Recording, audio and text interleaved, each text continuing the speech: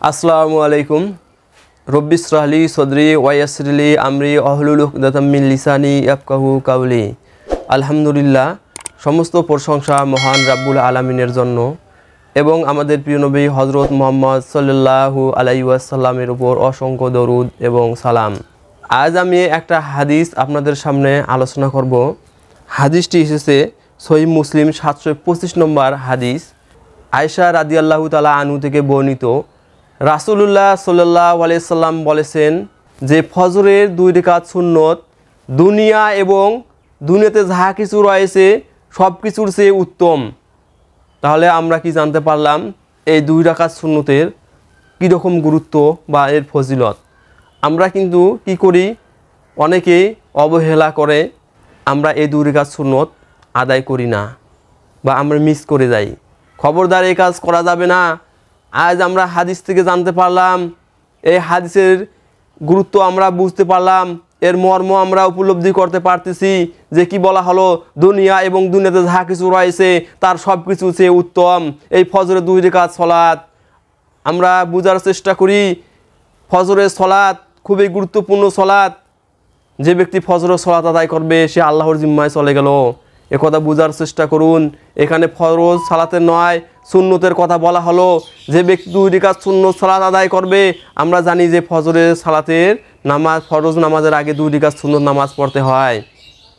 আর এই 2 রাকাত সুন্নতের ফজিলত দুনিয়া এবং আখিরাতের সব কিছুর চেয়ে উত্তম।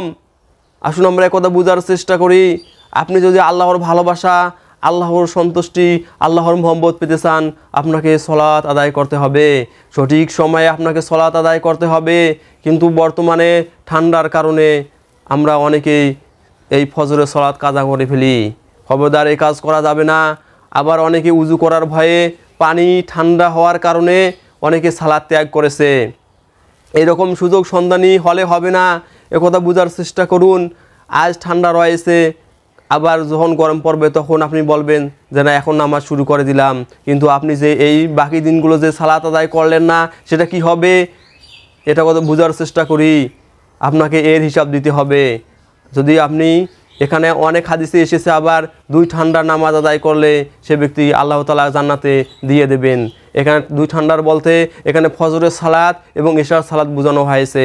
আসুন আমরা একথা বোঝার চেষ্টা করি। আবার অনেক ক্ষেত্রে আসরের সালাত বলা হয়েছে, আসরের সালাতেরও গুরুত্ব রয়েছে, কিন্তু সব সালাতেরই গুরুত্ব রয়েছে।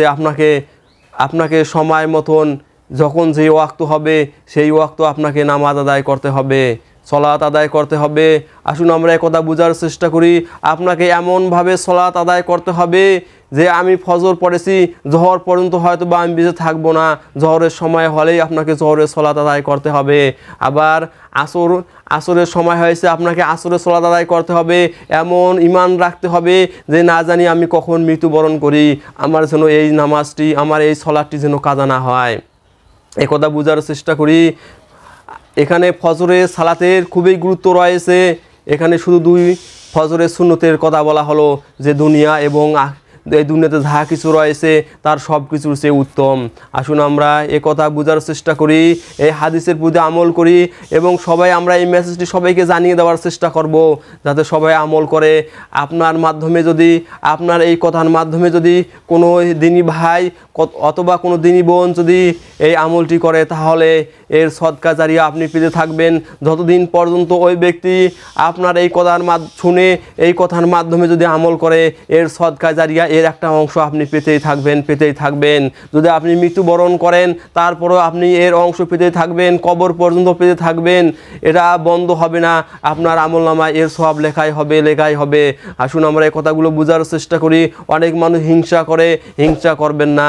আপনারা সবাই এই মেসেজটি সবাইকে জানিয়ে দেওয়ার চেষ্টা করবেন, তাহলে এর যা খায়ের আপনিও পাবেন, আমিও পাবো ইনশাআল্লাহ।